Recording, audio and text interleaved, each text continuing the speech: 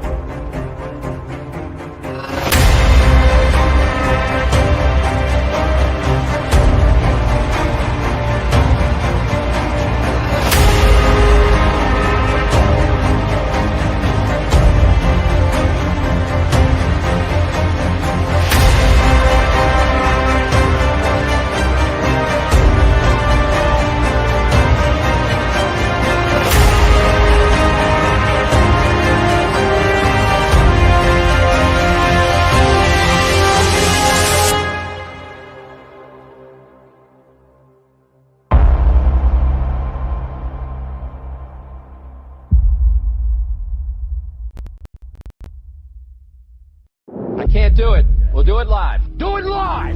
I'll write it and we'll do it live! Mister, will you please wake up?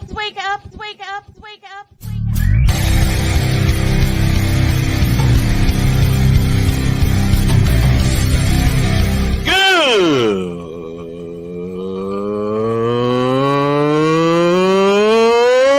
morning. Snowman here to all you Brock Purdy and San Francisco 49er haters. Shut up! I gotta thank you, Shane. I mean, whatever happened to the games where breaking 100 points was, I don't know, unusual?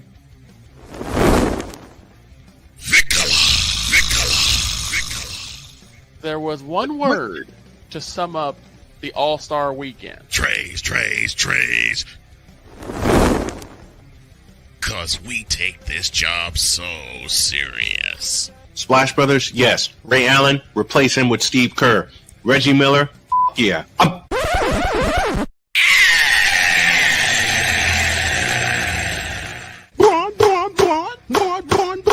What in the all types of blue hell?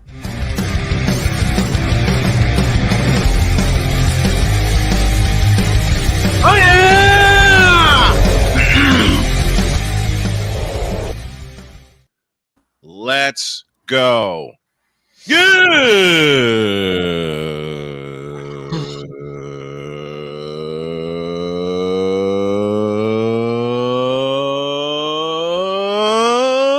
morning. Welcome to the Trip Down College Football Playoff Thursday edition of Snowman in the Morning. We are glad and happy, as we are every day, to have y'all with us, coming to you live from Indiana and from Maine and from Chicago, which is where my homie Victor Locke is. My homie of some 24 years. Good morning, Victor Locke. How are you, sir? Good to be back on. Good to be back on the air. I was, in the office for a couple of days, and now I'm back, and I'll be back for the next, 2 weeks, since we'll be off next week preparing for our personal Royal Rumble being December 1st. And up to Maine we go with the big dog, Shane Lake, with the queen pin in tow. How are you, sir? What up, boss man? Just getting the notes ready for the day. And you want to talk about some chaos we got to deal with for college football? Oh, Dietz is going to have fun later with this. I salute you both for rocking with me for these past 11 years. And I salute any and everyone that comes in here and rocks with us. Start with a little NBA. The Golden State Warriors are on top of the Western Conference. And Let me say that again. The Golden State Warriors are sitting on top of the Western Conference. I repeat my question. We're surprised why? Oh, I'm not surprised. I'm not surprised at all. I'm just glad that they're winning more on the road. Oh, yeah. Looks like they are fully together. 6-1 this is what scared Victor how the Warriors would do on the road when we did our NBA preview. Mm-hmm. Your question, Victor, and it was a valid one, given the last 2 years, we're talking about 23 and 24. Well, yes. How would the Warriors do on the road? Because in 23, they were god-awful. Oh, yeah. They only won 12 games on the road, which cost them any kind of chance to win the Pacific Division. That went to the Sacramento Kings. Mm. Last year, they were awful at home. Yeah. They were awful in the Chase Center. Now, they are great in both places. They've lost 2 at home so far. Yes, they've lost 1 on the road. That was to the Clippers at the Intuit Dome, which doesn't look like anything. Mm. There's not much into it. Mm-hmm. Fair enough. There's not. I'll get to the Intuit Dome in just a minute. But people have doubted the Golden State Warriors, even when they won the championship in 2022. And I'll tell you something, man. I heard a clip from Draymond Green, and I will be more than happy to repeat what he said. And of course, I'll edit it for our radio audience here. Okay. 2015 championship was like a sudden discovery. Hey, we can win the championship. 2016, I'll talk about at a later time, which should have been the Warriors' second championship, but we know what happened. We know what happened. 2017, they went from heroes to villains, and I was there for it. Why? His name is Kevin Durant. KD. Kevin Durant made the decision, very consciously, I might add to you haters, to leave Russell Westbrook in the dust and his type of play in the dust and go play with Steph for 3 years. Yep. 3 of the best years we ever saw from Kevin Durant because he was just allowed to hoop. Yep. He said when he went in, this is Stephen Curry's team. 2017. Oh, we're supervillains? Okay, watch this.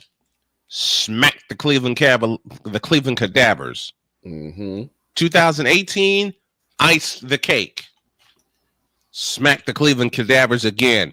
And I was in the booth doing baseball during Game 4. I'll talk about that in a moment. And now here is the statement that I must edit that Draymond Green used to describe the 2022 championship. 2022 was like the biggest you to everybody that doubted them. Right. I agree. What do you gentlemen think?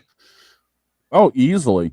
I mean, they just went out there and smashed everybody. I mean, it was like watching, Braun Strowman wreck everybody in the WWE. That's what it equates to. Braun Strowman. I pulled out the cat detection tool, dusted it off, and then ran it, and no cap to be found. It's where the Warriors got flat out tired of being viewed in such a manner. And I can't get mad at them. Yep. They just got tired. And I'll say it again. Draymond Green said it best. I quote from Draymond Green. 2022 was the biggest you when they won the title. Because they said after KD left for Brooklyn that they would never win another title because they didn't have KD. Well, 2022 showed up, and repeating the sentence, that was the biggest you to everybody.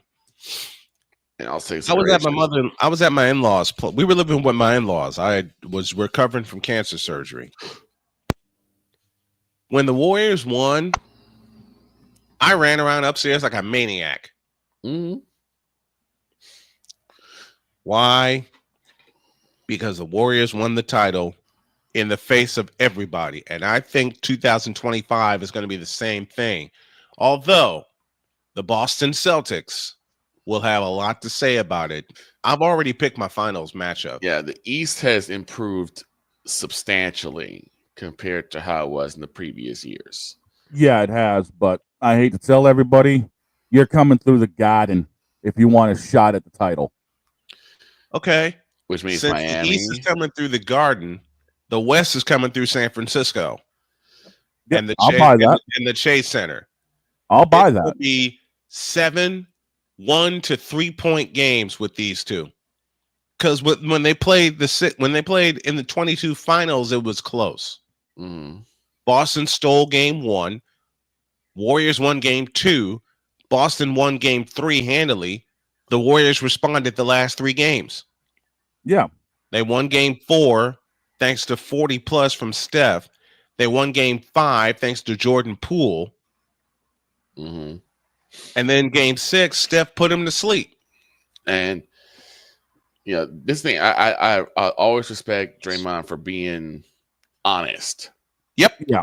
All I'm asking for, and this is the only thing I'm asking for Draymond, just stay focused. Stay focused. Stay centered. Do not lose your cool. Look at his play this year. Everybody's going to look at the stats of Draymond Green, and they're going to say, "Oh, he's not contributing nothing." Give me this button. That's bullshit. I will call out. Y'all know me. I will call out Draymond Green and his antics, but I would also defend Draymond Green and his play on the court. Mm-hmm. And in his 13th season, I think it's his 13th season. Shane, look that up for me. Give me a sec. It's either his 12th or his 13th season. A second-round pick named Draymond Green out of Michigan State has helped the Warriors win 4 championships and is helping them on their way to a 5th title. It's going to go through Boston. I know that. Oh, yeah. It's going to go through Jason Tatum, Jaylen Brown, and the Boston Celtics. What you got for me, dog? 13. It's 13. It is his 13th year. I thought so. I've been there for the entire dynastic run. And yes, the Warriors are a dynasty. I have a question for you, gentlemen. And I'll start with Victor because Victor was one of the first ones to come to me with this. Mm-hmm. See, Victor posed a question to me, and I'm going to go ahead and make this our question of the day. Mm-hmm. I'll have Shane put this in the live chat for those of you that are following along with this. It's our question of the day, and our question of the day to wake you up is brought to you by Invader Coffee, fuel for the fearless. Victor posed this question to me, and as I said, this is going to be our question of the day, and it goes like this. Victor asked me, is the Warriors dynasty over, or is it changing to get better? Mm-hmm. And I didn't even blink, and I said it's changing to get better. Yeah. And unlike all these other people that ask me why and how I feel that way, Victor just said, that's all I need to know. Yeah. Yeah, because all I need to know is like were they going to change to adapt, or was this going to spell at the end? Because 23 and 24 were really tough roads. Oh yeah, for Golden State. Yes, and they didn't respond as well as I had hoped. Mm-hmm. And plus, Lakers had got slightly better. Yes, the Kings got better. Oh man, I mean, the war that the Warriors and the Kings had was like chef's kiss. That could be a second round matchup mm-hmm. for the Dubs.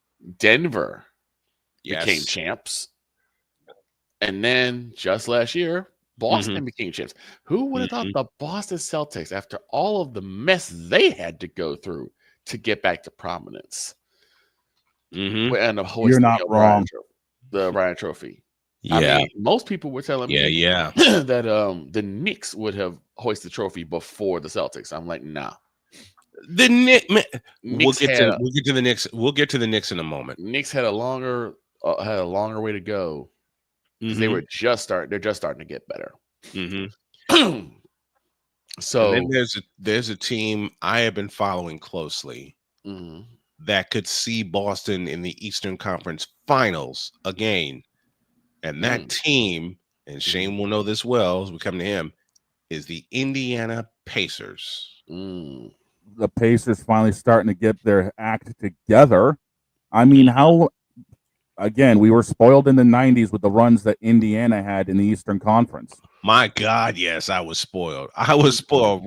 Look, Reggie Miller and company, even though I was a big Bulls fan and still am a big Bulls fan, I was spoiled rotten. First place, Yeah, and the Indiana Pacers. I mean, Boston had its run with Larry, and then they fell off. I mean, let's be real about it. They fell off when Larry finally retired, and Michael literally took everything over. Right. Yes, he did. Yes, he did. And now it took, 30 years for the Boston to finally get back into the promised land? Yeah. I mean, we had runs. Yes, we had the big three. But they did not really accomplish much. Right. Only one title in that. In that. Exactly. And we had how many shots at appearances and we didn't make it? Oh, man, plenty. Yeah. Plenty. It was hard. It was Heartbreak City for Boston for a while. Matter of fact. Then we had the finals with Golden State in 22. The first time we really had that opportunity to hoist the championship. A shot, right. And it was, Shane, I give your Celtics all the love in the world. I love those guys. Classic 6 games. It really was. And then finally in 24, we end up doing what we need to do to get the damn thing. Number 18. And I mean, that was probably the best team since Larry's days that we've ever had on the court. And I'm gonna say this. I still find it highly maddening that even though Boston are the champions, and as you always say, Snowman, to be the champs, you got to unseat the champs. Oh, yeah. Woo! But yet, no one in media is really talking about Boston. That's the way we like it, under the radar. It's still all about the West. Same with the Warriors. This could be an under the radar final. You know what I mean? It's still all about the West. Yeah, and we're not talking about the West. It was also for the longest time to start the season all about Cleveland, and it still in a way is. Yeah, it is. It's still about Cleveland. Cleveland's running away with the East as of right now. Let's stay in the East. Okay. The Knicks are touchable, even though they scored a big win last night in Phoenix, Arizona. Right? They scored a big win. They scored a big win in Phoenix. Yep, they did. But the Knicks are so damn inconsistent. It's not even funny. No, they're hit or miss. They've been that way the entire season. They are hit or miss. Philadelphia's in the toilet. They always. And it's all because of Joel Embiid. Yeah, it's all because of Joel Embiid. Period. Well, point blank. End of story. It's another culture issue, and I know JJ is going to have a cow with this because he is one of the guys that has been calling out this culture for a bit. Yeah, he has. Kudos to you, JJ. You know, the fat and sassy kind of lazy play that we've seen from Philadelphia, because they, you know what, talent-wise should be so much better than this. I said this after they beat Miami in a playoff series in 2018. They got fat and happy. Then Boston came in and whooped their ass. Yep. The Sixers have been mediocre since that playoff round win in 2018. And you know what? I'm about to piss off a bunch of Cadaver fans. Go for it. Outside of Golden State, who the hell have you guys beaten? I agree. Yeah. Outside of Golden State. Outside of Golden State, whom they did blow out, but they got to see him again in January. Who have you guys beat? And I will be happily behind the microphone for that game. After we do our Royal Rumble on December 1st, and we'll talk about that after the break. After we do our Royal Rumble on December 1st, basically, there are no days off when it comes to play-by-play. Nope. All the way through the new year when we have our college football triple header, another marathon run. Oh God. Hell, Victor and I had a marathon on Sunday. We sure did. You know what's funny? When I was What? doing the 49ers game, in Mhm. the middle of it comes my beautiful wife with dinner. And Victor was covering the Chiefs and the Bills. Yes, Thank it was. you, Buffalo Bills.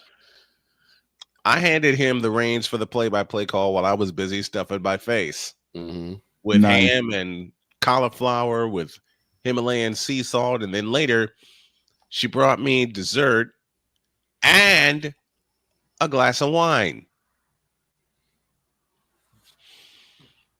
You can't get any better than that. No. I you just know can't. one day I'm going to catch Dog doing a race, and Heather's going to walk in with a pile of food for him. That's what we should do. We should just raid Dog while he's in the middle of a race. We're going to do that. Everybody that has a YouTube channel where you're doing play-by-play on it, we're going to do a raid for you and send you some love. Because we do it all the time with JJ. We do it all the time with Rising Rhino, and I got to get him on the program. We do it with Pistol too. Well, I do it with guess that means this is the obligatory. There are going to be some weeknights. You guys can check me out on Sim Racing Media then. Mm-hmm. Oh, shameless plug. There it is for you. There are going to be some weeknights. You're going to see me do Warriors and Bulls games. And Spurs games. And Spurs. And those are the three teams. Let me do this. Hey, someone asked me a question. What do you ask? Should we be worried, or should we be worried about the Spurs? And I said no. No. They got their face of the franchise in Victor Wembanyama. Exactly. He made a liar out of me because I saw him in person last year in Indianapolis. I said no. Wemby. Dear San Antonio, you ain't got a thing to worry about. Right. You're San Antonio. Y'all good, man. You got Wemby. He'll be all right for a while. San Antonio is going to be good. The Spurs dynasty will return. Okay? Yep. Pretty soon, before Steph retires, you're going to see a lot of Spurs Warriors games in the playoffs, and for the Western, you're going to see one more round finals with those two for the Western Conference title. That's what I'm thinking. You're going to see one more. You're going to see one more round with those two. At least one more round with those two for the Western Conference title. Mm-hmm. Watch. And I Watch even this. I've told her, I said no. The Spurs got nothing to worry about. They got Wemby. It's just going to take them to build that team around Wemby, and they're good to go. They are good to go. Yeah, they're fine. They're fine, good. Man. Also, I was so in awe yesterday for you guys to have Dan the Man Miller. Yes. Oh yeah, that was incredible. We had Dan. We had Dan Miller on the. I couldn't believe it myself, and it was. I believe this is one of my best interviews I ever did with someone of that caliber. Oh, that was a fun half an hour, dude. Yeah, it was. George said he shot his shot and he didn't miss. No, I got a few shots out there now. I remember having Super Bowl champion Lee Woodall on the show. Mm-hmm. And two-time Super Bowl champion, and Shane should know this name, living out east, Gary Reasons from the New York Giants. Oh, yeah. I remember that way too well. Mm-hmm. But this is crazy how even throughout everything in the NBA, it still all comes back to what's happening in LA. Yep. And you know what? Let's be real about it. It's all because they want to shove LeBron's head so far up our asses that he can see exactly how many, how much cavity work we've had done. Now listen, I will give the Lakers, not LeBron, I'll give the Lakers some love because they are hot right now. They are absolutely scorching right now, and they're right on the heels of Golden State. But the Lakers did something we have begged them to do for 3 years. Run the offense through Anthony Davis. Yeah. Yep. Run the offense through Anthony Davis. That's where you need to that's where you need to go. Okay? while we're doing basketball, let's give a shout to the legendary Gino Auriemma, who now has the all-time wins record in college basketball. Nice. We want to talk about legendary battles. How about the battles he always had with Pat Summitt? Yes. Them in Tennessee, Connecticut and Tennessee. Oh, those were My iconic, God. dude. Those were iconic. Man, oh man. And how many times did we see them in the Final Four? They're there this year. I'm saying it right now. And I think that's the team I'm going to wind up covering this year. The Yukon Huskies. Why? Paige Beckers. Paige Beckers. Oh yeah. We'll get that scheduled together after Thanksgiving, because Friday will be our last show before the Thanksgiving holiday. Tomorrow will be our last show before the Thanksgiving holiday. We're going to take next week off. We're going to rest. Going to make sure everything's done for Thanksgiving and everything. And then December 1st shows up. Right. On Sunday. I am going to have a crap ton of caffeine for that day. You and me both. You and me both. Anybody who has been with us this year knows we are doing that as a charity stream for a couple purposes. You know? Yep. We're going to do that for a couple purposes. And we'll explain that at the top of the hour. Right now, there is a Thursday night game that we need to talk about. Now, do we have to? Yes. Crap. Now, we've had two good ones back to back. We've had two good ones. This one I ain't so sure of. Why? I should say I love this matchup, but Michael will tell me, stop it. Get some help. Wait a minute. You actually think you love this matchup? No, I don't. I don't. No. I'm just kidding around here. Yes, man. I said it at the start of the week talking about this. It ain't nothing more than a bunch of dumpster fire, man. Well, let's break down this dumpster fire.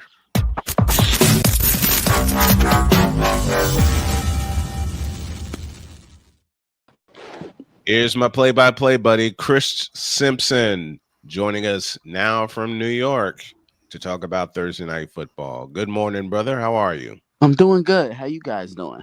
We're good. We're doing good, man. Doing well. Love having you. I'm saying this right now, and I say this to all of my regulars. We love having you as a part of the regular crew.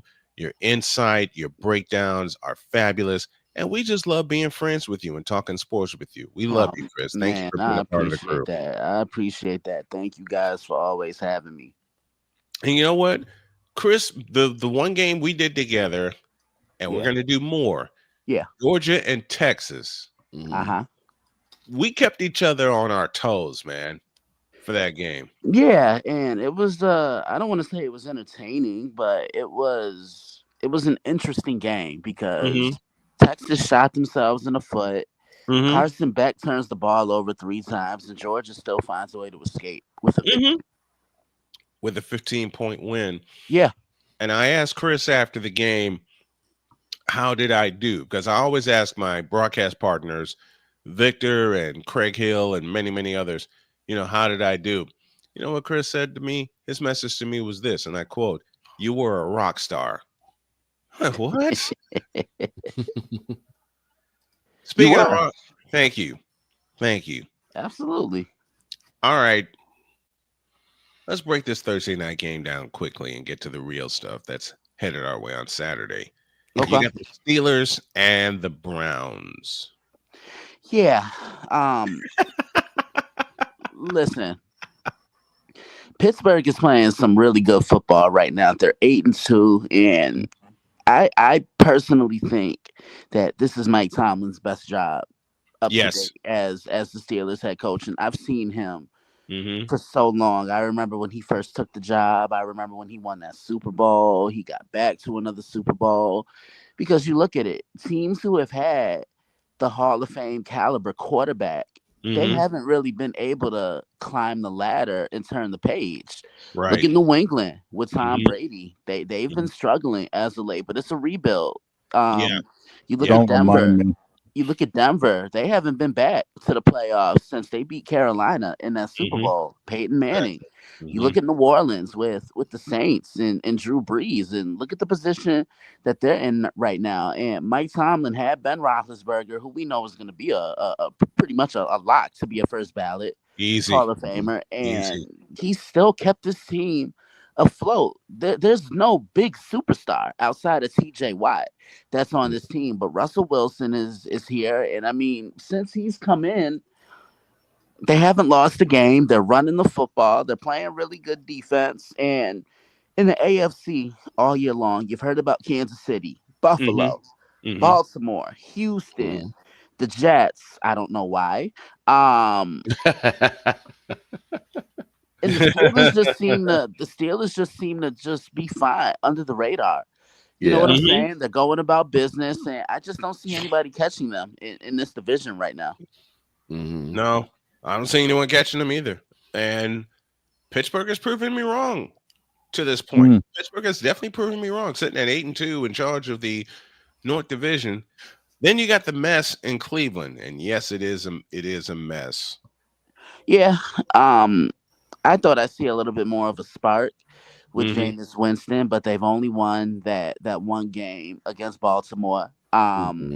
Didn't look good against the Saints. Didn't look good against the Chargers. Yeah, Cleveland is definitely a mess right now, and I'm curious to see what direction they're going to go in after this year, because I wouldn't be surprised if they decided to part ways with Kevin Stefanski. Yeah. Do you think for the foreseeable future this is going to be the Jameis Winston team rather than Deshaun Watson team? Because I think it needs to be, because look, I've seen body language in football for years, and I just noticed guys didn't want to play with Deshaun Watson. You know, he's getting knocked down. They're not helping him up. And I know he's been more than a distraction, but with Jameis, you see, they play hard for him. Even when they're down by 2 or 3 touchdowns, you know, they're still running their routes, still trying to block people, swarming to the ball defensively. I mean, you see a difference. You see a difference. You see that they believe they have found a leader. Jameis that they did not have with Deshaun at all. Exactly. So how do they part ways with Deshaun if they can? Because the biggest elephant in the room is that guarantee contract that Cleveland gave Deshaun Watson, and Deshaun has not lived up to it. Let's just be honest. At all. No, I mean, ever since he came to Cleveland, he's only played what I say, 19 games? Yeah. Yeah. They're definitely in a bind with this. I'm very anxious to see what they're gonna do and how they're gonna go about trying to part ways with Deshaun Watson. He hasn't been the same guy since Houston. I mean, the last great season he put together was 2020, and I honestly think if Houston had a better record that year, Deshaun to me would have been the front runner for MVP. Yeah, and he'd still be in Houston. Yeah, absolutely. Not a question. And he would still be in Houston if they didn't set him up for that scandal, and he laid right into the trap. You got to do better. Okay, he walked right into the trap that Houston set for him because he was becoming bigger than the franchise. Yeah, he was, and you know, in certain situations, you gotta put the team before your personal goals. I mean, why do you think they were able to succeed in New England so much? Because guys weren't getting the top dollar, but they put the team in winning before their personal goals. Same with the 49ers of the 80s. Absolutely. With them signing, and I look back at this. Let's go back to 83. Who did they sign as a free agent to help their running game because Amos Lawrence had departed? A fellow named Wendell Tyler, who had a Super Bowl appearance with the Rams at the time. What did Tyler do? Help get him to Super Bowl 19. They didn't pay top dollar for him, but they needed a running back. And then, of course, later they drafted Roger Craig, and then after that, Tom Rathman. But that's how that's how they set everything up. That's how they do everything. The best teams put the team ahead of the individual. The late great Bo Schembechler said it best. No man is bigger than the team. No coach is bigger than the team. Yep. You look at the teams in the NFL right now that are getting it together, and I still include the 49ers because they've been beat up by injury and still got that next man up mentality. And I'm going to add an addendum to that. No owner is bigger than the team. Exactly. Exactly. Gerald Jones, hello. Mm-hmm. Took the words right out my mouth. Robert Kraft, are you listening? And Woody Johnson, are you listening? Mm-hmm. That's where we're going next. I was going to say, are you Virginia surprised, Chris, that the Jets let go of Joe Douglas? No, I'm not. I mean, it's a soap opera Mm-hmm. in East Rutherford right now, and I personally don't know where the Jets go from here, because what I see happening is this. A new head coach is going to come in, a new GM is going to come in, and they're going to want their own. Yes. And I personally I don't think Aaron Rodgers is going to be playing for the Jets next year. I'll crack up if he goes to Minnesota, because this will be deja vu all over again. But because Brett Favre went to Minnesota. Bingo. Because the Aaron Rodgers experiment with the New York Jets just has not panned out. He can't handle it out here. Failed. They've really underachieved, and what else is there really to say? They got a long road ahead of them. The Jets do. Ahead of them. They do. Let's turn to our game of the weekend, and it's not in pro football. It's in college football, and it's at the Horseshoe, Ohio Stadium in Columbus. The biggest game in the history of Indiana Hoosiers football is this Saturday at noon. And I'm kind of mad it's a noon game. It's Indiana and Ohio State, essentially for a spot in the Big Ten championship game in Indianapolis. And not only that, Chris, a spot in the college football playoff hangs in the balance for both teams, because right now both teams are in. They're both on the road. Yes. Well, Indiana's at home. I beg your pardon. Mm-hmm. That's how they're slotted now. Do one of these two teams, let me rephrase. Does the winner of this game on Saturday deliver a knockout punch to the other?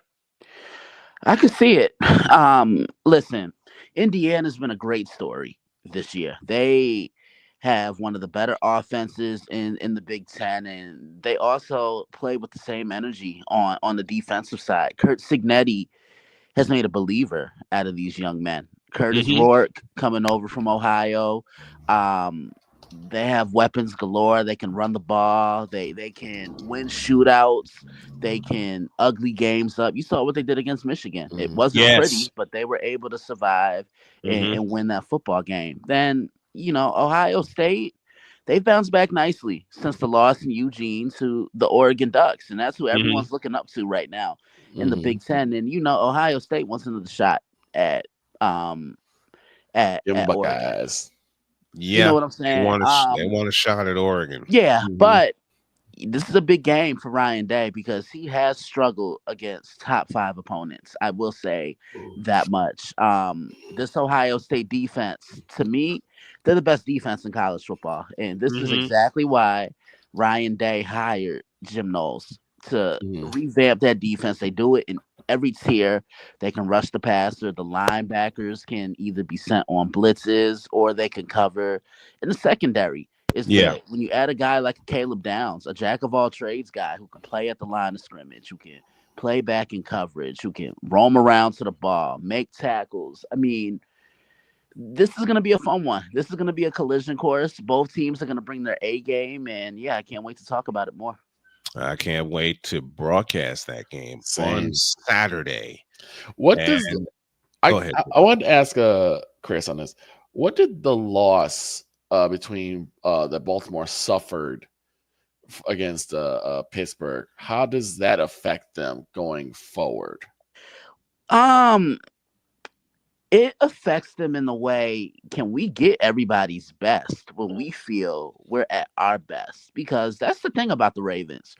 They seem to shrink in big games against big-time opponents. And that was the worst Lamar Jackson has looked all year. And I personally think that the formula when you play the Baltimore Ravens is simple. You got to keep Lamar in the pocket, make him a pocket passer. Do not allow him to buy time with his feet. And if you can limit Derrick Henry and meet him at the line of scrimmage and the Ravens give him less than 20 carries, you beat the Baltimore Ravens. You know, I go back to the AFC Championship game against the Chiefs. They had the Chiefs where they wanted them, and that was in Baltimore. We talked about this. Yep, big crowd. Everything's going Baltimore's way after their win in the divisional round. And then the Chiefs showed up with the perfect plan to stop the Ravens. And that is to make Lamar Jackson one-dimensional. Not only that, it was Baltimore's offense, because going into that game, what was the Ravens' bread and butter last year? Running the football. They only ran the ball about 6 or 7 times in that game, and that fell right into the Chiefs' hands there. But look what's happening now. Now. They refused. They abjectly refuse to run the football through Derrick Henry, and I've been saying that since this season started. They need to let Derrick Henry cook, even if he's only getting 2, 3, 4 yards a carry. That's still 2, 3 yards a carry that will force more people in the box to try and stop him, and opens up the top for Lamar Jackson to throw downfield. Exactly. So, and another issue I have with Baltimore is their pass defense. Their defense doesn't scare me as it has in years past. I'll say that much. But could you guys imagine the way Baltimore's offenses look this year? Could you imagine it with all those defenses with Ray and Ed Reed and Terrell Suggs and guys Haloti Nada and guys like that? The ball hawk defense of the Ravens used to have. Siragusa. Yeah. And listen, the run stopper himself, Tony Siragusa. And, Big Sam Adams. Exactly. I think they're the front runner right now to win the Super Bowl if both sides of the ball are playing consistently. Yes. Now, my biggest question dealing with the league in general is, why have they really gotten away from the run game? Baltimore? No, the entire league. Well, it's not a run. I mean, look, it's a pass-driven league. Everybody wants to see the quarterbacks. I'm an old school guy. Same. Run the football, control the line of scrimmage, win the time of possession battle, and like you just said, what does that force the defense to do? Load up the box, let everybody sit on the line of scrimmage. You can use your play action. And then that helps open up your passing game. I've often said running the football is the equivalent to taking the basketball to the hole. Well, how did the West Coast offense was put together by the late great Bill Walsh? Okay. And everybody thinks it's a passing offense. No. What is the West Coast offense predicated upon? Running the football. Look at the running backs that the 49ers had in their dynasty run. You went from Roger Craig to Ricky Waters. What did they both do? They ran the football. Even though the Bears were, kind of that team that was great in the regular season, but not so well in the postseason, they were doing their best when they were running the football under Lovie Smith, when they had Thomas Jones, Cedric Benson, Matt Forte. I'll go back further than that. When they had Walter Payton, Matt Sewell, Neil Anderson. And you look at some of these last Super Bowl winning teams. What have they done? They've been able to run the football. Tampa Bay is the perfect example. 2020. This is when playoff Leonard Fournette was born. The Chiefs last year, they were able to establish Isaiah Pacheco. You look at New England and the 6 times they won. Well, more recently, the last time, Sony Michel. So, running the football still pays dividends, if you ask me. It does. And It really does. Right now, for me, there's only one team that's really been doing it right, and that's the Detroit Lions. Yes. I'm going to tell you guys something. It's so funny you bring that up. You know who these Lions kind of remind me of a little bit? And I want you to hear me out when I say this. Okay. They kind of remind me of the Indianapolis Colts with Peyton Manning. And I'll explain. The Colts had 2 good wide receivers. Reggie Wayne, who I hope gets his gold jacket, and Marvin Harris. He needs it. Gold jacket. He deserves it. The Lions have Amon-Ra St. Brown, and they have Jameson Williams. Right. The Colts always had 2 good running backs, whether it was Edgerrin James and Dominic Rhodes, and look at what the Lions have now. They have with David Montgomery and Jameer Gibbs. And Jameer Gibbs. You know, the Lions have a good tight end in Sam Laporta. The Colts had a good tight end in Dallas Clark. Yeah. Look, in no way, shape, or form am I comparing Jared Goff to a Hall of Famer in Peyton Manning, but they both are efficient and they both know how to pick their spots. So I see a lot of similarities between the two. Yeah. Chris Simpson joining us to talk football on Simpson's Football Chatter. All of our guests appear via the Invader Coffee guest line. All right, Chris. Does Pittsburgh run away tonight? No. I think Pittsburgh wins, but I think Cleveland will somewhat make it interesting because this is a rivalry game. Those fans are going to be into it. And believe it or not, Mike Tomlin struggles a little bit on Thursday nights. I read he has a 2-8 record all time on Thursday nights. I'm not saying, that's going to be a contributing factor tonight, but I do think the Steelers win this game. Yeah. Mr. Dog, what are the numbers for this game? Do you have them? Yeah, what are the numbers? Steelers favored by 3.5, over-unders at 37. Yeah, I'll take the under. I'll take the under because, as Chris said, Pittsburgh seems to struggle on Thursday nights. Yeah, and this is a divisional opponent. I'm gonna say this. I will take the Browns to cover, but I'm gonna take the Steelers to win. And same. I wouldn't be surprised if we see a couple more run plays using Justin Fields. That is a kind of a weird aspect, Chris. Why are they using Justin Fields for these run plays with him being under center? Because Russell Wilson's a little bit older now, and I think they're focused on keeping him as strictly a pocket passer. He can move the pocket, but look, Russell's past his prime. And he doesn't really have that wiggle in that shift that he once did. Now, on short yardage situations, why not? Justin's younger. He's a little bit more athletic. Okay. Yeah, it's kind of it's reminding me of what the Steelers had with Cordell Stewart. Yeah, yes. I agree. It's kind of reminding me what they have with Cordell Stewart when they would bring him in. I agree. Or short yardage situations, or it was the beginning when they had Cordell Stewart. It was the beginning of the RPO, the run pass option. Yeah, that read option. Yep, it wasn't necessarily the read option. It was an RPO, especially with the athleticism of Cordell Stewart. Right. The athleticism of Cordell Stewart. One more note before we get out of here, and that note is for Colorado. Yeah. The Buffs are bowl eligible. I will ask you this. Can they be playoff eligible at the end of the season? If they beat BYU, then most definitely. They're starting to run the football. Offensive line is playing better. But most importantly, you're getting quality play from Shedeur Sanders. And this team goes as he goes. Right. Right. Who's Colorado play this weekend? Kansas. And is that one of the games? Is that in Boulder or is that in? That's in Kansas. That's in Kansas City because they're rebuilding. And Colorado's only a 2.5 point favorite. I understand.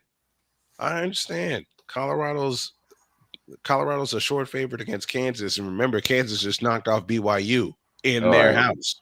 Right. And that's probably why the odds makers are saying this is going to be a close one. Yeah. And Kansas is going to be up and ready for this game. 3:30 kickoff. Yep. That's a great one to look at. Great one we're doing. The first one we're doing Saturday is Indiana and Ohio State from Columbus. We'll kick everything off at 11 with the Wanna Parlay countdown to kickoff. And yes, it's a fundraiser. I'll explain that one later. Chris Simpson joining us here on the program to talk all kinds of football. Brother, thank you so much. We love you. And love you guys I hope back. to have you on Saturday, for the very least, for the pregame show. I appreciate All right, man. All right, I'll talk to you guys soon. Have a great rest of the show. Take care, Chris. Yep.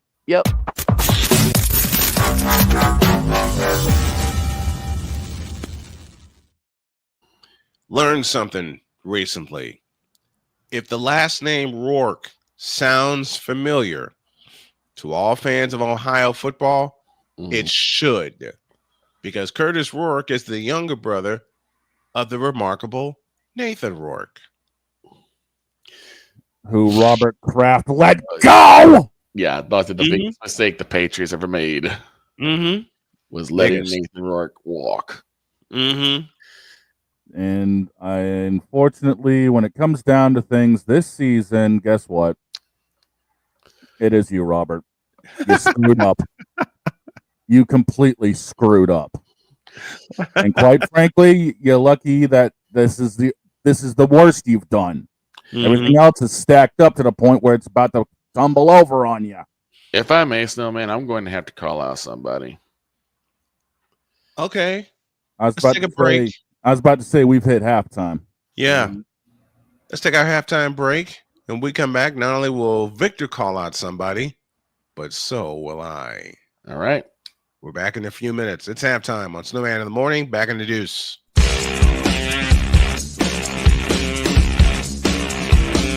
This is Snowman in the Morning.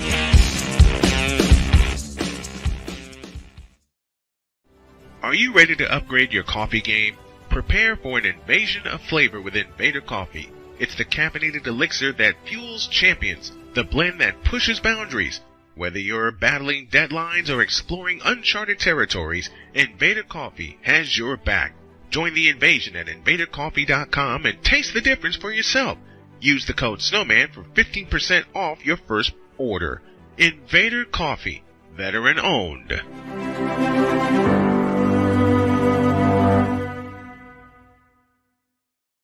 One of the great things about ordering meals from Mother of Macros is that you can do it from the comfort of your own home. Click the national or local delivery link to access the menu, and we'll ship the meals right to your door.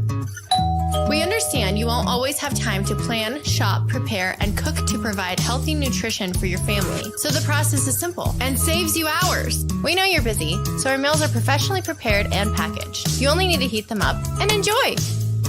We provide macro-balanced, delicious meals, chock full of fresh, local ingredients with none of the stuff you don't want to eat. Plus, our menu changes every week, keeping your taste buds wanting more. We take care of your meals so you can worry about everything else on your list. Mother of Macros.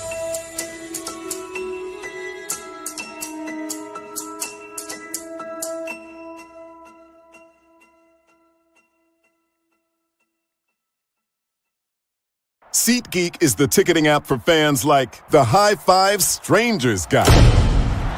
Game-winning interception. First down. Just a nice, solid tackle. If you're in arm's length, you will be swapping skin with this extra berth. You see, he knows SeatGeek got him a great deal on tickets, so he can focus on what he does best, smacking palms. SeatGeek handles the tickets to sports, concerts, and more, so fans can fan. Quinn. Moment of clarity. I haven't watched BT in years. KP. Drake needs to come back with another triple platinum album. E. Digger. And then you have Ray J. Like, I can't stand that River Cricket. The Guru. Okay, the level of crack she's smoking, I don't want it. BS3 Network proudly presents the Knucklehead Chronicles podcast, where from card tips to hot topics to meet beep of the week, anything goes. Live every Sunday at 2:30 p.m. Central.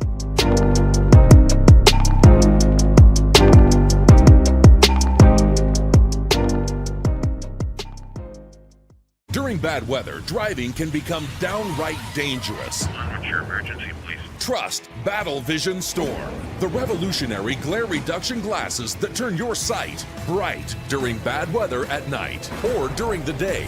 Watch your ordinary vision become extraordinary. Battle Vision Storm uses light optimizing lenses that block blue rays so you see clearly in heavy rain at night or blinding snow during the day. Heavy rain, snow, sleet, or fog can make it impossible to drive. Not with Battle Vision Storm. Get your Battle Vision Storm for only $19.99. But wait, due to rising costs and supply chain shortages, this may be your last chance to get your very own at this low price. There is a strict limit of 4 Battle Vision Storm per order while supplies last. Don't wait, order now. Call 1-800-483-6319 or visit battlevisionstorm.com. So call 1-800-483-6319 now. Mister, how do you operate this Twitter thing or this Instagram thing or whatever the heck? You're supposed to know all this stuff. Anyway, welcome back to the show. Ladies and gentlemen, to start the second half of the show, we have the random thoughts of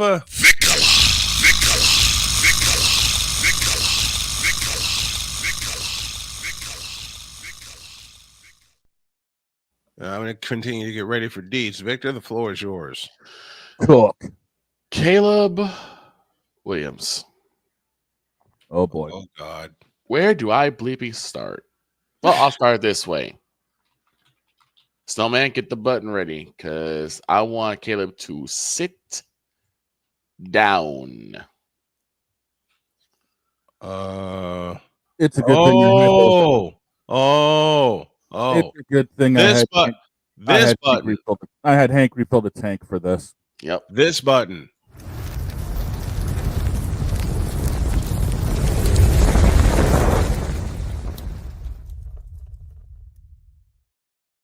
Now cook. And in fact, we probably might as well put Uber Fools on the seat too. But let's start off with you, Caleb. I have been trying to be very patient with you because I see the plays you've been making. You've been able to extend plays. You've been able to get first downs with your feet, which are great. You're able to move the football, which is also great. But you cannot keep going through these games, getting less than 100 yards passing, scoring no touchdowns. I forgot count how many games this has been that you have not been able to put a single point on the board.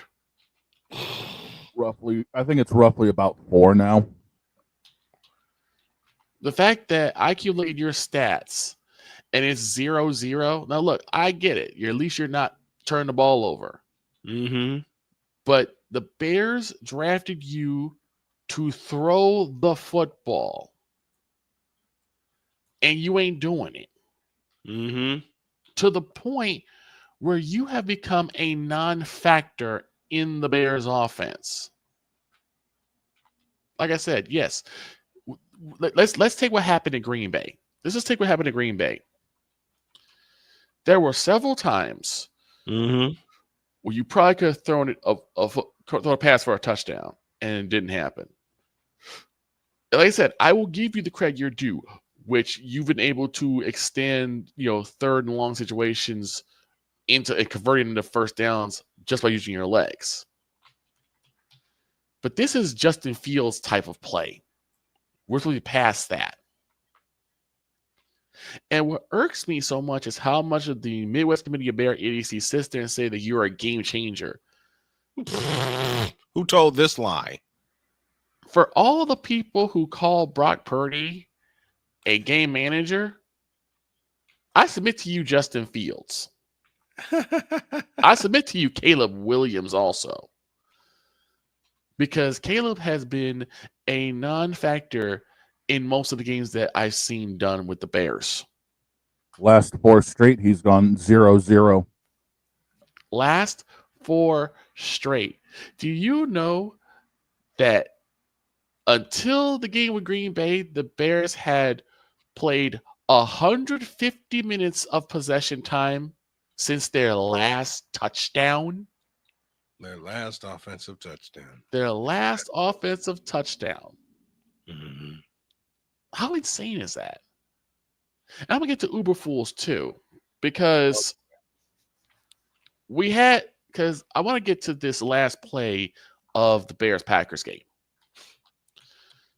They had at least about 45 seconds. Yeah. Before they called the timeout to set up the field goal. You would think. Say that again. You would think with the way the Bears were playing, they could have thrown a couple passes at the sidelines. Rome was catching passes. I can't get mad at Rome. Rome was doing what Rome does. Okay. Yeah. We still don't know where DJ Moore was. I was hoping you'd say that. But so was I. But Rome was balling. You mean tell me you couldn't do a couple of corner routes towards the sidelines, getting them closer to the red zone? You mean tell me you couldn't hit Cole Kmet on a slant that y'all been doing this entire time? You didn't even use DeAndre Swift to get you at least another 5, 6, 7 yards closer. Because the Packers were showing that they couldn't stop DeAndre Swift consistently.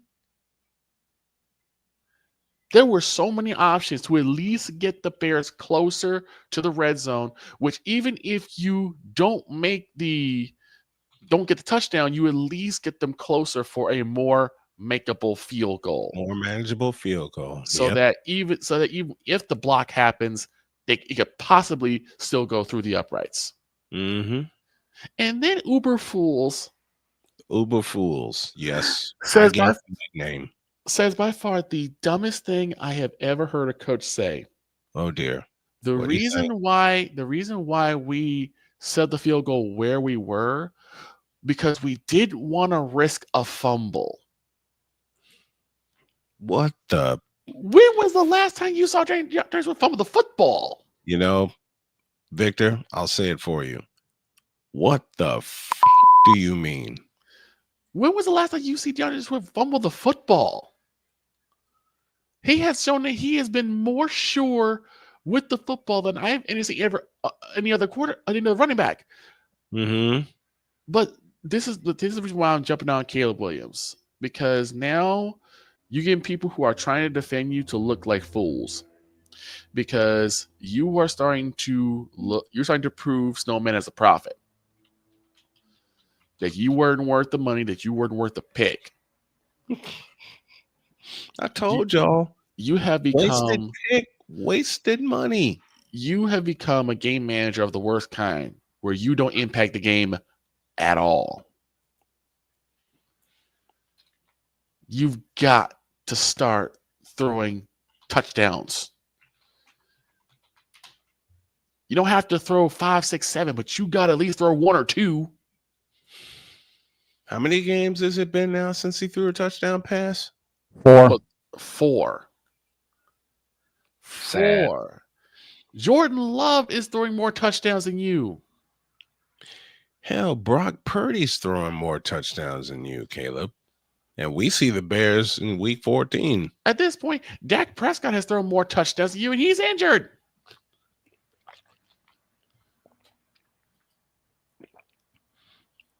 And this is why I'm getting so mad, is because he was saying, well, at least he's not turning the ball over. At some point, that's not enough. Mm-hmm. At some point, that's not enough. It's not enough that at least he doesn't throw interceptions. He doesn't throw touchdowns either. That's what I say. He's not negatively affecting the game, but he's not affecting the game at all. Right. Right. The reason why Caleb Williams was put in that position is because the Bears believed that he could help put the team on his back to some degree and help out with DeAndre Swift and possibly push them towards the end zone. But a quarterback has got to do that with his arm. It's not like you don't have weapons to use.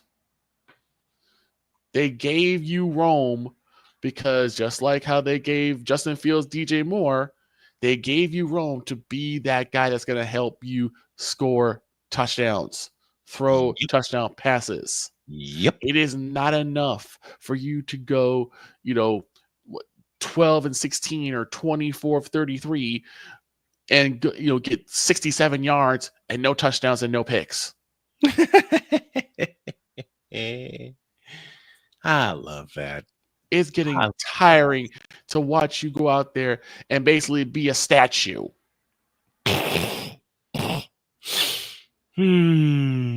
I get that offensive line is porous, but my God, do something.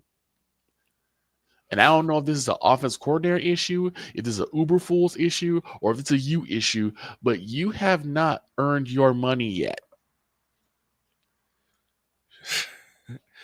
Shut up, Brian. Shut up, Brian. Shut up, Brian. Shut up, Brian. All of these times that you have gone 0-0, it's got to stop. Shoot, you're looking worse than Trey Lance out there right now. Shut up, Brian. Shut up, Brian. Shut up, Brian. Shut up, Brian. Shut up, Brian. Shut up. So right now, you are looking worse than game manager material. Oof. Woof. At least game managers affect the game in some manner. Mm-hmm. They limit mistakes, but they also score. And that's something that you have yet to do. Now I better stop because I know these will be here soon. But Caleb, you're starting to look like a bust. You need to get your act together. And fast. Now get up.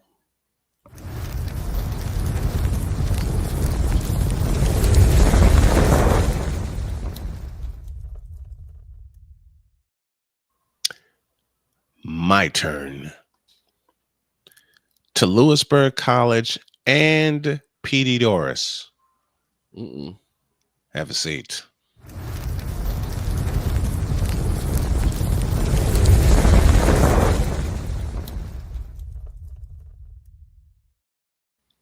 I know this is probably going to cost me a friendship and a connection, but at this point in time, after what I learned last night, I don't care.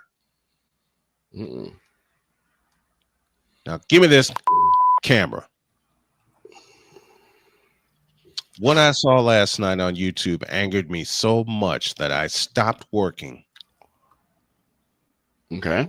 And what I saw was a school that I did play-by-play for on my own time, with my own equipment. At the end, all I asked for was a little bit of reimbursement for all the gas mileage I put on my car to follow, especially softball, because they got all the way to the national championship. I couldn't make it to I couldn't go to Alabama and broadcast there because the rights were already taken. F you.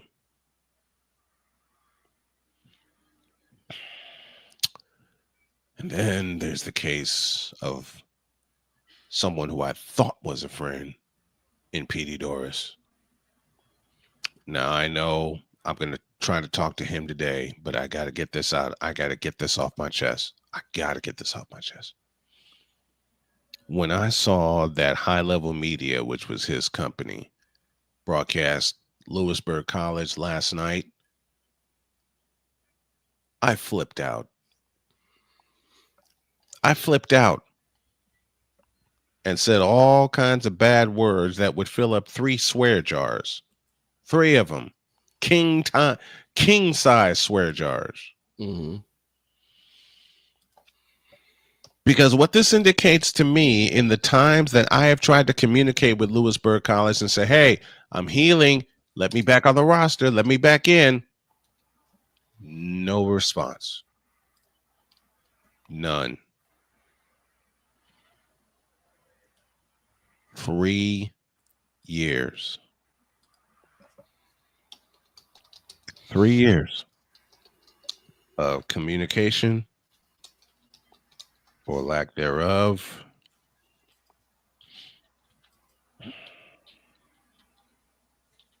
All I got was a prayer of hope before my surgery from the guy in charge. This is what I feel. I feel that they went behind my back.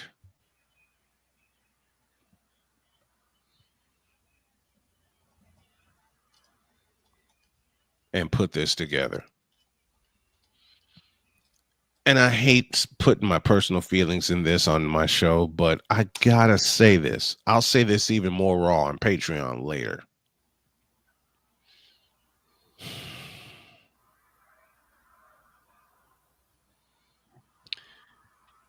Y'all pissed me off. Period. It's like they forgot who I was, what I went through, and everything I'm going through to get my health straight. It just indicates to me that y'all really don't care. What this indicates to me is all the hard work I put in for almost a year. Almost a year. All the hard work I put in. All of the times I traveled with the softball team. Hell, we traveled to Burlington, North Carolina together. Breathe, all boss. right? Breathe, boss man. We got you. Just breathe, man. Let me focus on the softball team because those were my girls. Okay? I love them to death. All the home runs, the singles, the doubles, the pitch outs, the pitchers, all of the, and even a no-hitter. I called 2 no-hitters for that team. I streamed to their YouTube channel. Hell, if I knew at the time that I could do it, I'd have found a way to stream to my own YouTube channel, which I did on some occasion.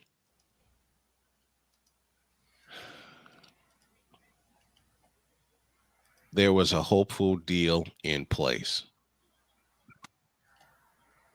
with the folks at Region 10 that I would get healthy, I would get back to North Carolina, and I'd be broadcasting their entire tournament games. Only thing we didn't figure out was a price. And before I could quote a price to them, I got sick. I got sick right after the season ended because that is where my blood clots came in. Then a month later, we discovered a mass on my abdomen that turned out to be pancreatic cancer.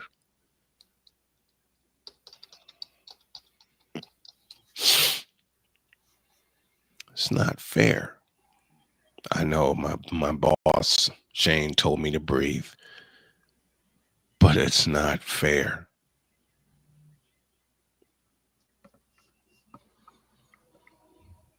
It's not fair. I'm doing everything I can to get back to health so I can get back in the booth, and a hopeful client brings in someone else. You think that didn't piss me off? You think that doesn't get on my nerve? Like I said last night when I saw that, I flipped out. I flipped all the way out to the point where my wife heard me, then her audio, more of me than her audiobook. And baby, I am so sorry for that. But I did, y'all. I flipped the f*** out.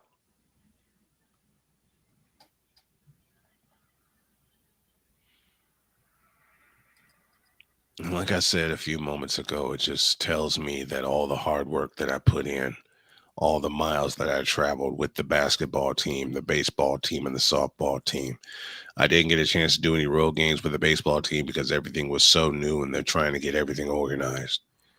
I kept some of the games I did for them in 2021, and they're in my files right now. All the nicknames I came up with, all of the phrases I came up with. Thank you, Ian Eagle, for that inspiration. The times that we shared food together.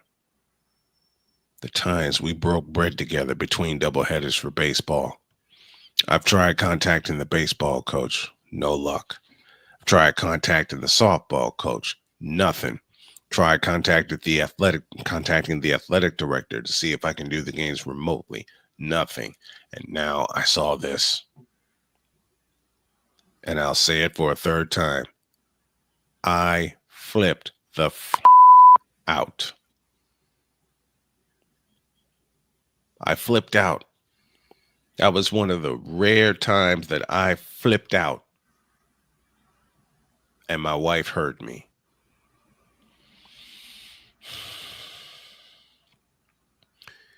I woke up to a very encouraging message from Cole Johnson this morning.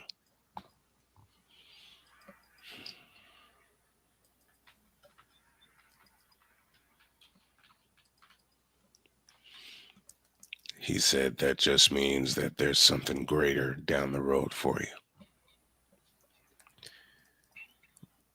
Well, I am happy to say that there is a potential move in place.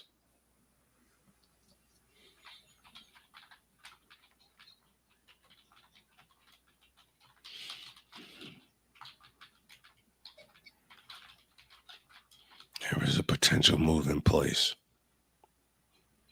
And when we get the hell out of here, I mean every word of that, when we get the hell out of here, and yes, I'm going to have enough strength in my bones to help pack, to help move, and to help drive. But when we get the hell out of here, y'all are going to see every mode of the Brian and Jody show. You're going to see every picture, every place that we go, every place that we stop. Y'all remember the trip to Kansas City we made, or the trip to Branson, Missouri, where we were on vacation for 5 days? Mm-hmm. Y'all remember that?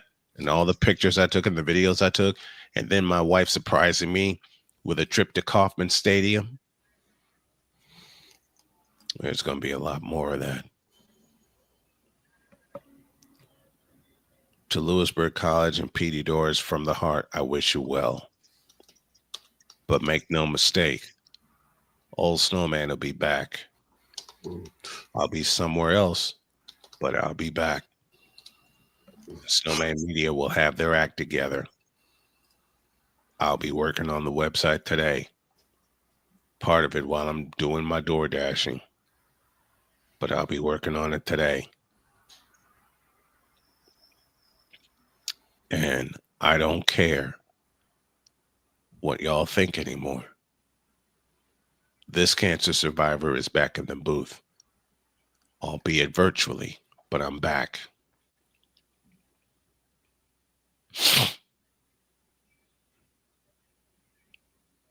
And you know something? It's great to be back. And Old Snowman's back to his old self. You want to double cross me like that? Fine. I'll just be back bigger, better, and badder than ever. Trust me on that. Now get the f*** up.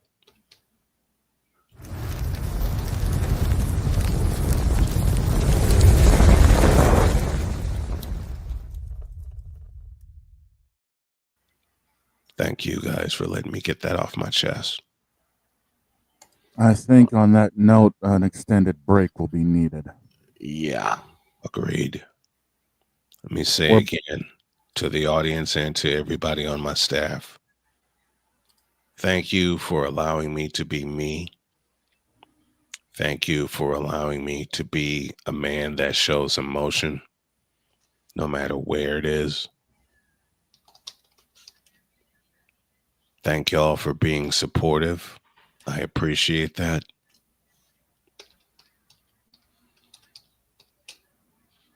And thank you for allowing me to be the leader of Snowman Multimedia and Snowman Multimedia Sports.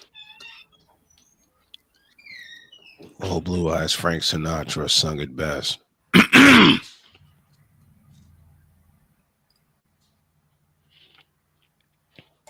The record shows, and I took the blows, and I did it my way. Back after this.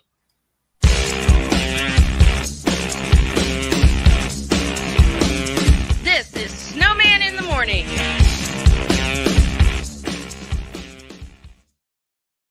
Are you ready to upgrade your coffee game? Prepare for an invasion of flavor with Invader Coffee. It's the caffeinated elixir that fuels champions, the blend that pushes boundaries. Whether you're battling deadlines or exploring uncharted territories, Invader Coffee has your back. Join the invasion at invadercoffee.com and taste the difference for yourself. Use the code SNOWMAN for 15% off your first order. Invader Coffee, veteran owned.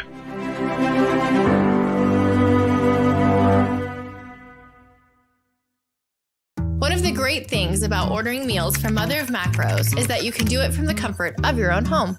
Click the national or local delivery link to access the menu, and we'll ship the meals right to your door. We understand you won't always have time to plan, shop, prepare, and cook to provide healthy nutrition for your family, so the process is simple and saves you hours. We know you're busy, so our meals are professionally prepared and packaged. You only need to heat them up and enjoy. We provide macro-balanced, delicious meals chock full of fresh, local ingredients with none of the stuff you don't want to eat. Plus, our menu changes every week, keeping your taste buds wanting more. We take care of your meals so you can worry about everything else on your list. Mother of Macros.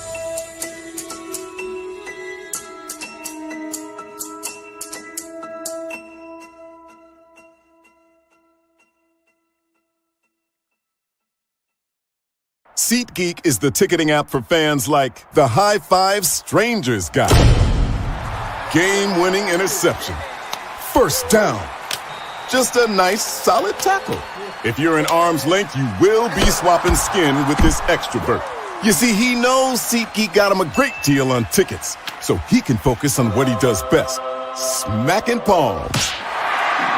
SeatGeek handles the tickets to sports, concerts, and more, so fans can fan. Quinn. Moment of clarity. I haven't watched BET in years. KP.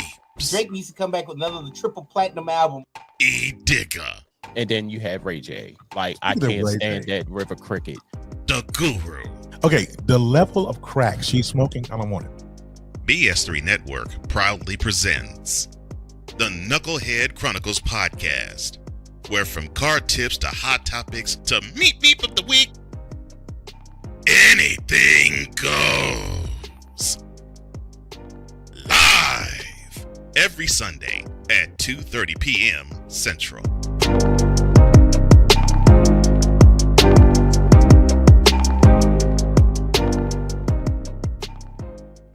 During bad weather, driving can become downright dangerous. What's your emergency, please? Trust Battle Vision Storm, the revolutionary glare reduction glasses that turn your sight bright during bad weather at night or during the day. Watch your ordinary vision become extraordinary. Battle Vision Storm uses light optimizing lenses that block blue rays, so you see clearly in heavy rain at night or blinding snow during the day. Heavy rain, snow, sleet, or fog can make it impossible to drive. Not with Battle Vision Storm. Get your Battle Vision Storm for only $19.99. But wait, due to rising costs and supply chain shortages, this may be your last chance to get your very own at this low price. There is a strict limit of 4 Battle Vision Storm per order while supplies last. Don't wait, order now. Call 1-800-483-6319 or visit battlevisionstorm.com. So call 1-800-483-6319 now. Sports bettors, listen up. Your favorite sportsbook, BetUS.com, is back and in our 30th year of action. With live in-game betting, incredible odds with daily odds boosters, props and parlays, fast payouts, and exceptional one-to-one customer service, we got it all. And when you sign up today and use the code SNOWMAN, you will get a 125% deposit match on your deposit.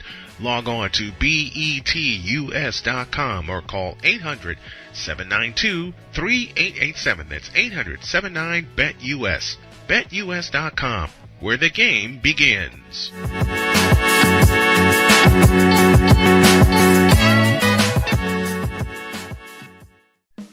Attention sports fans, looking for the ultimate gear and apparel to show your team pride? Look no further than Fanatics, the #1 destination for sports enthusiasts. Visit snowmanmultimediasports.com today and shop a wide selection of officially licensed merchandise from your favorite teams and players. From jerseys to hats to accessories to collectibles, Fanatics has it all. Don't miss out on the chance to elevate your game day experience.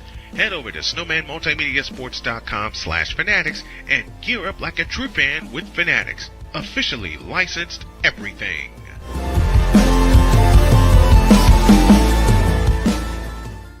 It's no secret. Today's consumer wants convenience and likes things on the go. They want to be listened to and receive instant solutions to their queries. This can often make or break the customer service experience. That's why it makes convenient interactions easy for you. Whether your customers want to connect with you via text, Facebook Messenger, Google, Instagram, or website, all messages now come to the one easy-to-use inbox, so you don't have to check a dozen different sites from the platform. From here, you can send SMS or email, answer questions, schedule appointments, take payments, and close more deals simply by messaging back and forth with your customers. When someone searches for a business like yours, they will look at your reviews. So unless you have more positive reviews, they'll choose someone else. Luck makes it easy to collect hundreds or even thousands of reviews from your customers. Simply send a review invitation or create automation that requests customer reviews right after the sale, or maybe right after a service is completed. It will take them 30 seconds or less to leave the review. Now those reviews will show up on the search result and increase your ranking that matters most. Plus, our advanced reporting will show you exactly where your leads are coming from and if your website or ads are doing their job. So why are you waiting? Put your business way in front of your competitors, get more leads, convert more of those leads to paying customers by getting started with today. Mister? How do you operate this Twitter thing or this Instagram thing or whatever the heck? You're supposed to know all this stuff. Anyway, welcome back to the show. Oh, hell, Commissioner's here. Uh-oh. All right. Uh-oh. My buddy Snowman raced out here crying. I said, boy, what you crying for? And then he told me. Pissed me off. Who the would do something like that to the person that introduced broadcasting live to your stage anyway? Before he got there, you some just couldn't cover an umbrella.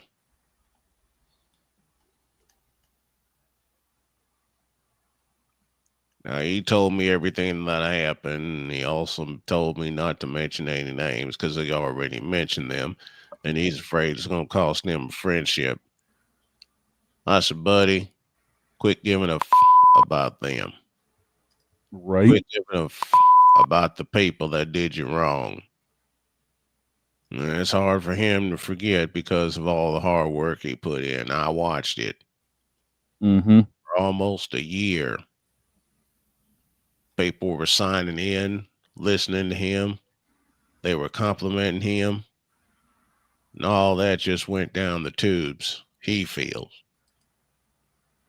I gives no about them or the person they brought in. Because all I got to say is old Snowman will be back and bigger than better than ever. And I told him today, and the wife told me, make sure he gets his on that website and builds it up today. No door dashing, no nothing. You concentrate on what you love to do and make that be your billion dollar money maker. And Dr. K held him while he cried his eyes out. Then he asked me to come in and give you this message. So I'm going to say it for him while he gets himself back together. He'll be back here in a minute. In fact, he's here now with a big old eating grin on his face. Now that he knows better, I'm going to get on out of here. But to the people that did him wrong in North Carolina, get up.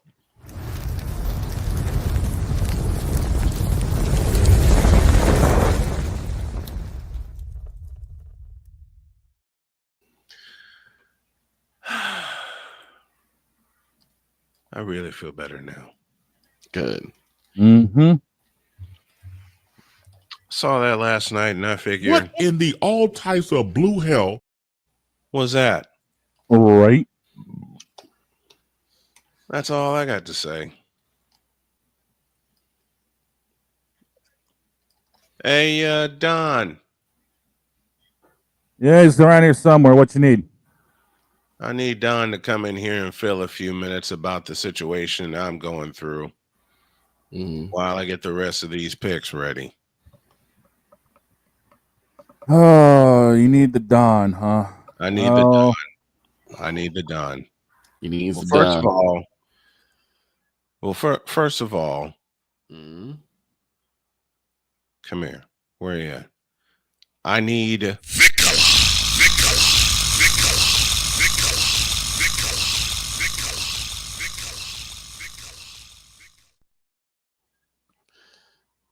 I'm guessing that's not me. Mm-hmm. Guessing that's this man. Get on in here. Is he here now? Yeah, he's here. Good morning, snowman. Big morning. dog. What How up? are the two of you? Snowman, I heard what you're going through. They did you dirty. But I'm going to tell you right now, it is their loss and your gain. Because just like me with my cases, you're going to get a break in the case. Your big break is coming soon. So you keep grinding. Always. Now,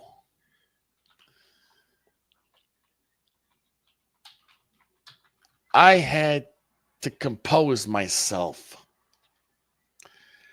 after watching another massacre of the Dallas Cowboys. Oh, boy. Oh, boy.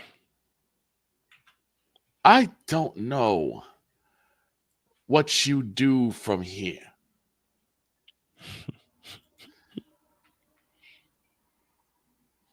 From Cooper Rush, 32 of 55. Why are you throwing the football 55 times in the game? I don't know why he's doing it. We only paid him to throw it 50. Sorry, I was in back dealing with the fact that even I couldn't fix the Paul Tyson fight. Rico Daldo, 10 carries for 28 yards. You should at least be holding the ball for 20 carries. Jeez, who paid him off? Pennywise is starting to lose himself out there. It's time to put that old horse to pasture. It's time to bring him in for questioning. I'll go send the boys. Ezekiel Elliott with 1 carry for 8 yards. 1 carry. It's gotten to the point where now the question is, why are the Dallas Cowboys allergic to running the football? The better question is, why is the league allergic to it?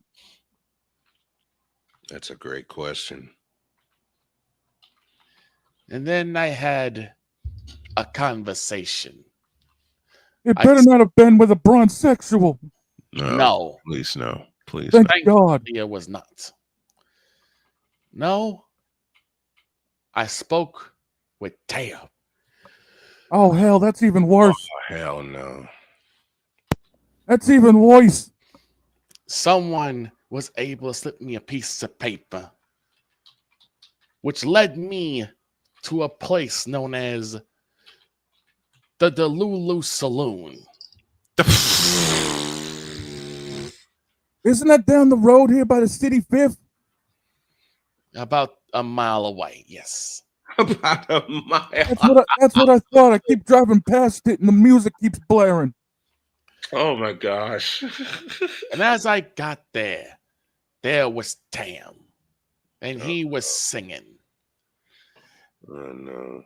So finally I got a chance to talk to him and ask him, was he really the second in command of this moronic republic? And the answer was? He didn't give me one. He just kept singing. In fact, every time I asked him a question, he just kept singing about how ain't nobody calling him or texting him or paging him, asking him if he was still them boys.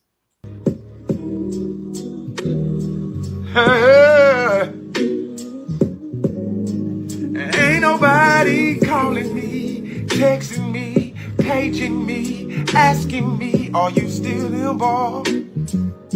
That's because you're not one of them boys. Calling me, texting me, paging me, asking me, am I still involved? Y'all usually check on me. Listen.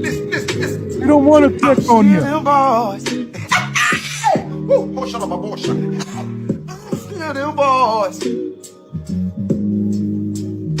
Oh, I'm still them boys, I'm still them boys. This has been yet another Beating a Dead Horse presentation. Now, the confusion I had was I asked him, how are people paging you when pages have gone out of style?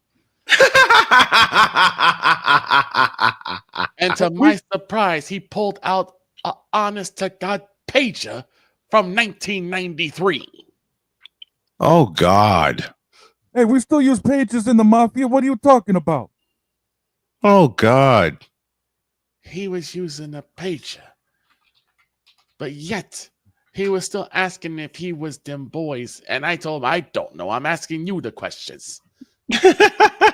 You know, I'm honestly surprised the saloon is still active. I thought it'd be shut down for animal cruelty. Considering how many horses get beat to death, I would agree with you. This has been yet another Beating a Dead Horse presentation. I realized I was getting nowhere fast. So I tried to cut off the meeting, and yet he still continued to sing even after I left the saloon. Oh, gosh. Really? Well, he is the paid headliner. How? As I sat out, as I was drinking my Sprite, someone decided to tell me about a possibility that all of this leads back to Gerald Jack Daniels Jones. Dear God in heaven. Why am I not surprised? And that maybe he's working with two other owners causing trouble. One, someone who seems like a sweet old lady, but is a real, how did the commish call it? A witch. Named Virginia McCaskey. Oh, don't get me started on McCaskey. That's why we can't run anything in Chicago. And then at the head of the table is a man who looks like Kraft mac and cheese that's been cradled since 1972. Oh, gosh. And that man is Robert Kraft. Oh, God. Curdled with 38-day-old mayo. And something's telling me that I'm going to get a break in the case. That maybe this whole thing is all connected. That these owners aren't really here for winning football football games or championships, that they're here for something that's irrelevant. They're here for popularity. They're here to get their name in the newspaper, even if for the wrong reasons. Hell no! Like signing Caleb Williams, for example. Stop the cap. Who has now become on the same missing persons list as Dakota Prescott. Boring. Okay. And then there's the curious case of Nathan Rourke. Don't get me started on Nathan Rourke. Kraft screwed up. Kraft had the golden goose and gave it away for Jacoby Brissett.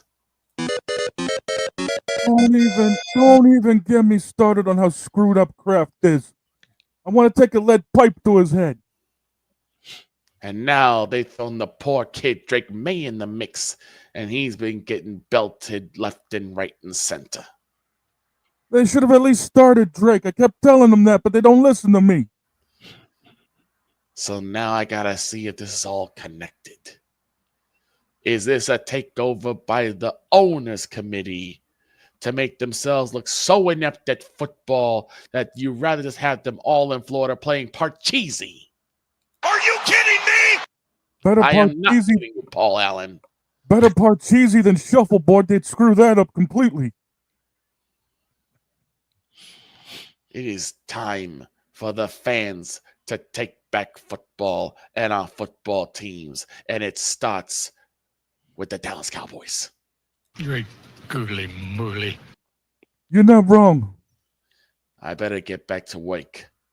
Snowman, keep your head up. Don, I'll see you later. And dog, keep on keeping on. Yeah, I'll see you at the confessional later.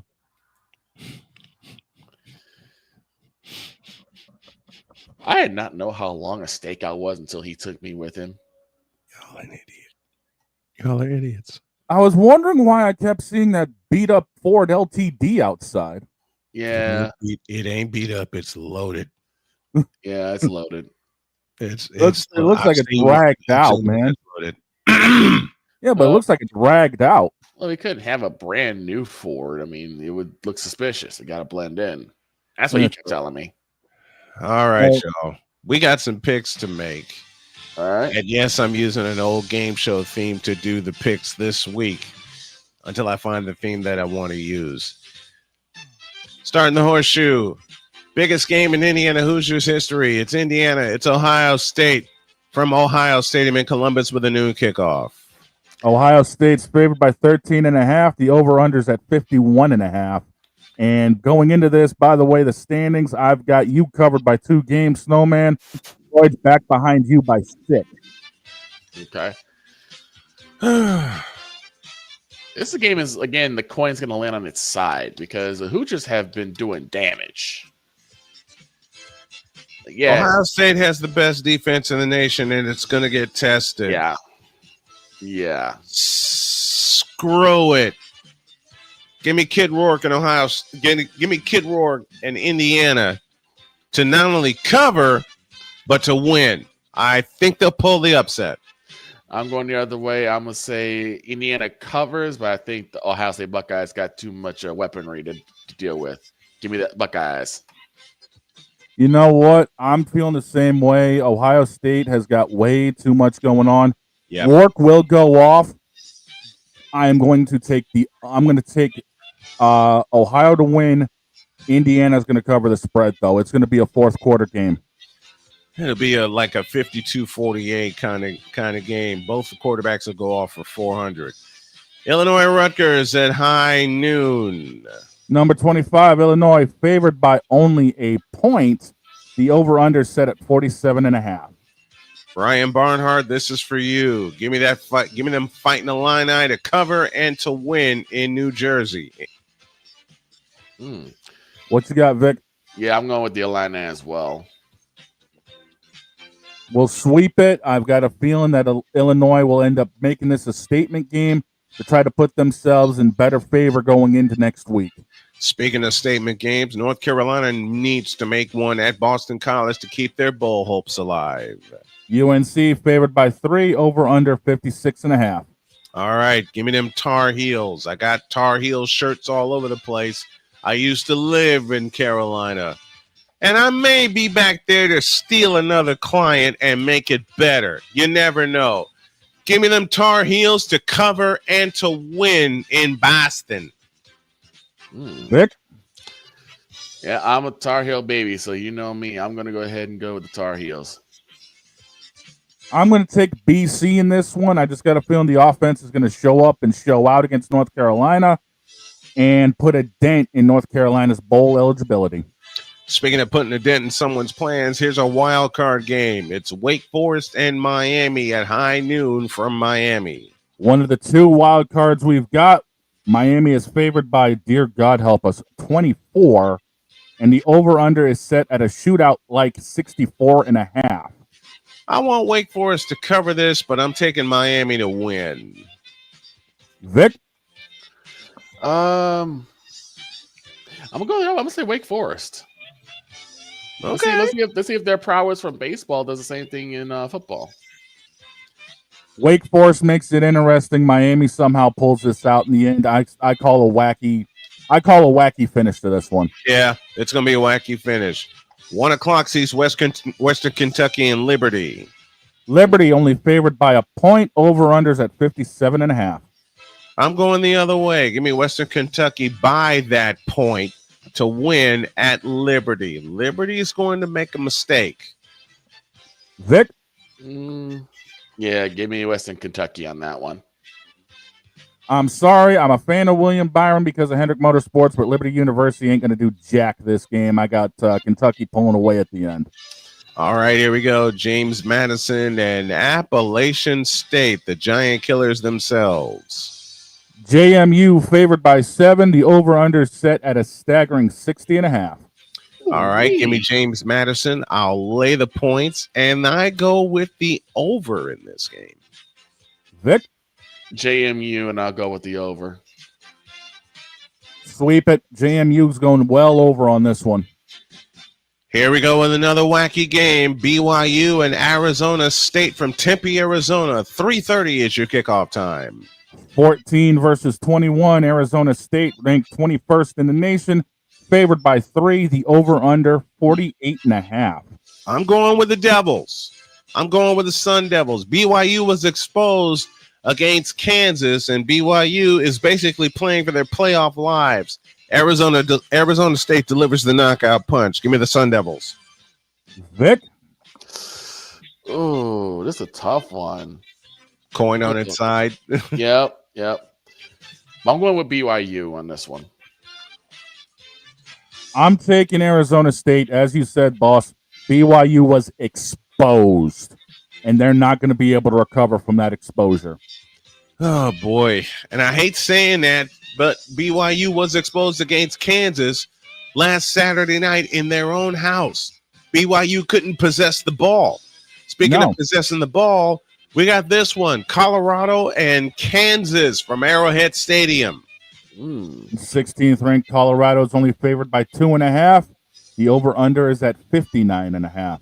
Does Kansas do it again? Rock, chalk, Jayhawk. I say the Jayhawks do it again, and Colorado goes 0 for Kansas. I'm taking the home team to cover and to win. Vic? I'm going the other way. I am seeing a lot more prowess from the offense of the Colorado Buffaloes, and I think they actually surprise Kansas in this one.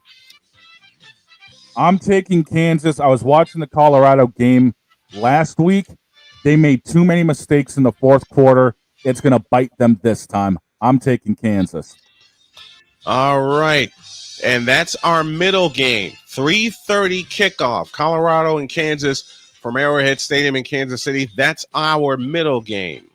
Then we got Wisconsin and Nebraska from Lincoln. Nebraska is favored by 2.5. The over-under's at 42.5. I love this rivalry right here. Ooh-wee. Every time, I beg of you, every time they give me a good game to watch, I'm going with Dylan Raiola and Nebraska to win this one. Vic? Yeah, I'm going to go the same way. I'm going to go with Nebraska as well. Oh, let's just make that a clean sweep. I'm sorry, but the Badgers ain't going to be a fan of the cornfield. All right, that's our SeatGeek clean sweep. How about this one? Texas Tech and Oklahoma State. Tech favored by 3.5. The over-under is set at an NFL staggering 67.5. Good. Texas Tech covers and wins on the road in Stillwater. Give me those Red Raiders. Vic? Yeah, give me those 2 T's and give me the TDs. I think they go by 2 touchdowns. Texas Tech all the way. 67-64 Tech. I love it. I might put a little cheese on that game. I know I'm gonna put a little cheese on Indiana, Ohio State.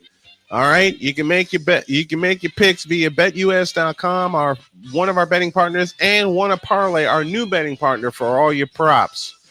Here we go with this one: Georgia Southern and Coastal Carolina. That's a 3:30 kickoff. Coastal Carolina favored by 2.5. The over-under is at a 56.5. I'm going with the teal. I'm going with Coastal Carolina. Coastal Carolina 56, Georgia Southern 49. Vic? Same way. I'm going with the double C's, Coastal Carolina. Sweep it up. I'm going to take Carolina walking this one. To the 7 o'clock games we go. We got Baylor and Houston at 7 p.m. Eastern time. Baylor favored by 8. The over-under at 50.5. It's going to be a shootout, but I see Baylor covering and winning this game. Give me the Bears. Vic? Definitely a high-scoring game for me, and I'm going to take the Baylor Bears to take it out. Houston makes it interesting, but Baylor's still going to pull away at the end of this one. I'm sweeping this game as well. That's our SeatGeeks clean sweep. Next one, 7:30 in Alabama. We got Texas A&M, and we got Auburn. A&M's only favored by 2.5. The over-under's at 46.5. This is a goofy game.